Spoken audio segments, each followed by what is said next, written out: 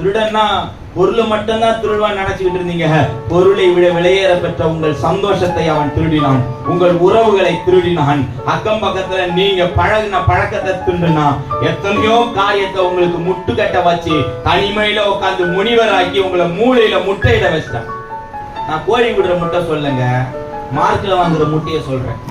ஒண்ணுமே இல்லாம உருப்படாம போனதுக்கு காரணம் என்னன்னா, நீங்க நேற்றைய கவலையும் நாளைய கவலையும் மண்டையில வச்சுக்கிட்டு இருந்ததுதான்.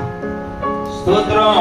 என் வாழ்க்கை இப்படி ஆயிடுச்சு, என் வாழ்க்கை இப்படி ஆயிடுச்சு, எனக்கு அப்பா சூனியம் வச்சுட்டான், என் அண்ணன் சூனியம் வச்சுட்டான், எங்க அக்கா வச்சுட்டான், என் ஆட்டுக்குட்டி வச்சுட்டான். நீங்க சொன்ன சூனியம் எல்லாம் நீங்க மூளையில உட்கார்ந்து கத்துக்கிட்ட ரகசியம். இருக்கிறதே வேற பெரிய வெளிப்பாடாம் சூனியத்தை கண்டுபிடிக்கிறது. சூனியத்தை கண்டுபிடிக்கிறது வெளிப்பாடு கிடையாது. சூனியம் இருக்குதுன்னு சொன்னதே உனக்கு நீயே வச்சுக்கிட்ட சூனியம், அதுதான் இருக்கிறதே பெரிய வெளிப்பாடு. சூனியம்னாலே பூஜ்யங்க. நீங்க ஒன்னும் செய்யாம மூளையில உட்கார்ந்துட்டு இருந்தீங்களே, அது